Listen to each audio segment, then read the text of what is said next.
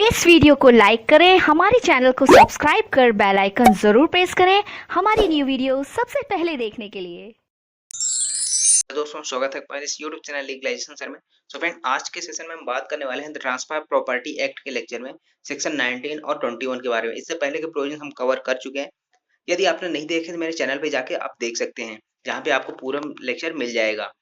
और साथ ही साथ एविडेंस का हमारा जो लेक्चर चल रहा था वो कंप्लीट हो चुका है, और यदि आप देखना चाहते हैं तो मेरे चैनल पे जाके देख सकते हैं। तो आज के सेशन में हम बात करेंगे सेक्शन 19 और 21 की, जो बात करता है निहित हित और समाश्रित हित। ये दोनों एक जैसे लगते हैं, तो यहाँ पे क्या प्रोविजंस दिया गया है इस एक्ट में, तो उससे रिलेटेड यहाँ पे हम बात करने वाले हैं। तो बने रहिए एंड तक हमारे साथ। तो चलिए स्टार्ट करते हैं आज का सेशन। तो सबसे पहले हम बात करें यहाँ पर निहित हित की।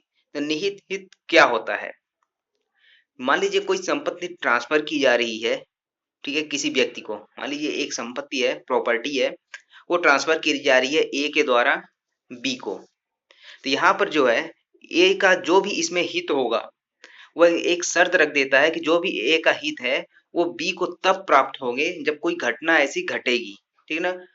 तो यहाँ पे इसी चीज से रिलेटेड यहाँ पे बताया गया है, प्रोविजंस किया गया है कि जहाँ की किसी संपत्ति अंतरण से किसी व्यक्ति के पक्ष में उस संपत्ति में कोई हित सृष्ट किया जाता हो, और कब? जब वह समय विनिर्दिष्ट किए बिना, अर्थात कोई ऐसी तारीख या समय विनिर्दिष्ट ना की गई हो उस अंतरण के डीड पर, ठीक है ना। जो भी विलेख तैयार किया गया है उसमें ऐसा समय विनिर्दिष्ट ना किया गया हो कि वह कब से प्रभावी होगी, अर्थात जो भी हित है वह कब उस अंतरति को ट्रांसफर हो जाएगी।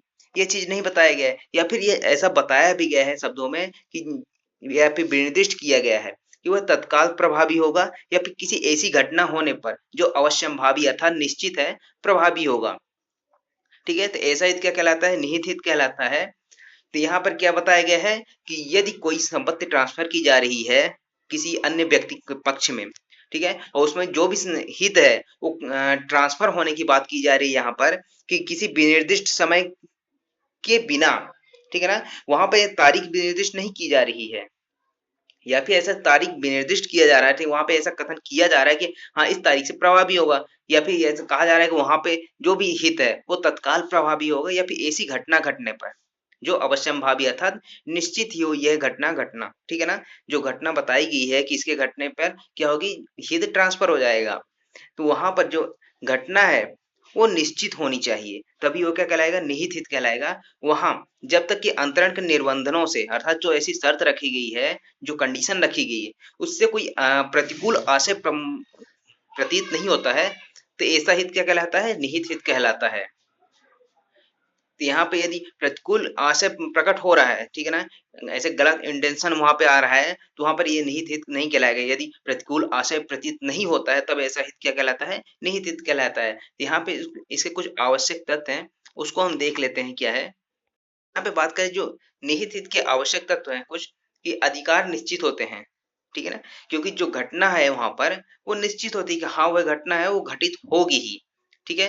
तो यहाँ पर क्या है कि उसके अधिकार निश्चित है, शर्त रहित होना चाहिए अर्थात अनकंडीशनल होनी चाहिए ऐसी घटना, या फिर ऐसा ही यदि किसी घटना पर आधारित है तो वह उसका घटित होना निश्चित है, ठीक है ना। वही चीज हम यहाँ पे बताया जा रहा है कि जो घटना की बात की गई, जिस घटना की बात की गई है कि उसके घटने के बाद क्या होगा, हित ट्रांसफर हो जाएगा, वह प्रभावी हो जाएगा उस अंतर्ति के पक्ष में, ठीक है। तो यहाँ पे क्या है, वह निश्चित होना चाहिए। उसके बाद लास्ट है आपका, हित का अंतरण किया जा सकता है। जो ऐसा हित है उसको क्या किया जा सकता है, अंतरित किया जा सकता है कि दूसरे के पक्ष में, ये चीज बताया गया है, ठीक है ना। तो यहाँ पे 4 पॉइंट हैं, 4 आवश्यक तत्व हैं जिसको आप नोट कर सकते हैं।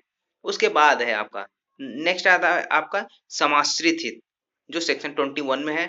जहाँ की संपत्ति अंतरण से उस संपत्ति में किसी व्यक्ति के पक्ष में हित विनिर्दिष्ट अनिश्चित घटना के घटित होने पर ही हो, या फिर अनिश्चित घटना के घटित ना होने पर ही प्रभावी होने के लिए सृष्ट किया गया हो, वह ऐसा ही समाश्रित हित कहलाता है।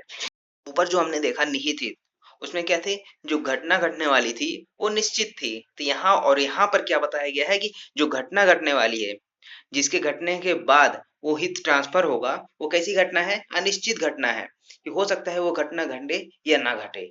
यहाँ पे डाउट है, ठीक है ना, कंफर्मेशन नहीं है कि वो घटना जो बताई गई है, विनिर्दिष्ट की गई है उसमें विलेख में या फिर शब्दों के द्वारा कुछ भी, वहां पर अनिश्चित घटना है, ठीक है ना। और ऐसी घटना है कि उस घटना के घटने के साथ जो हित है वो ट्रांसफर हो जाएगा।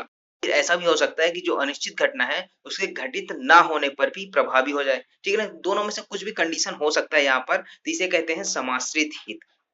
ठीक है, आई होप आपको ये निहित हित और समाश्रित हित में दोनों डिफरेंस समझ में आया होगा। उसके बाद में यहाँ पे बात करें समाश्रित हित की आवश्यक तत्व। अभी तो हमने निहित हित के बारे में देखा था, अब यहाँ पे समाश्रित हित की जो आवश्यक तत्व है, इसेंशियल एलिमेंट्स है, वो क्या क्या है। वहां पे निहित हित जो बताया जा रहा था, तो वहां पे क्या था, जो शर्त थी, ठीक है, वो शर्त रहित थी। यहाँ पे क्या है, शर्त पर आधारित होता है। उसके बाद दूसरा है कि समाश्रित हित निहित हित में परिवर्तित हो जाता है। ठीक है, जो समाश्रित हित है उसको निहित हित में परिवर्तित किया जा सकता है, बट यहाँ पर जो निहित हित है उसको समाश्रित हित में परिवर्तित नहीं किया जा सकता है। ऐसा हित अंतरित नहीं किया जा सकता, अर्थात जो समाश्रित हित है उसको अंतरित नहीं किया जा सकता, बट जो निहित हित है उसको क्या किया जा सकता है, अंतरित किया जा सकता है। तो ये है आपका समाश्रित हित और निहित हित में डिफरेंस, और उसकी जो प्रोविजंस है इसमें प्रॉपर्टी एक्ट में। आई होप आपको ये समझ में आया होगा। यदि आपको समझ में आया है तो लाइक करें, शेयर करें अपने दोस्तों के साथ, और यदि आप मेरे चैनल पे नए हैं तो सब्सक्राइब करके बेल आइकन प्रेस कर लें ताकि आने वाले वीडियोस की नोटिफिकेशन आपको मिलती रहे। Thank you so much for watching legalisation sir.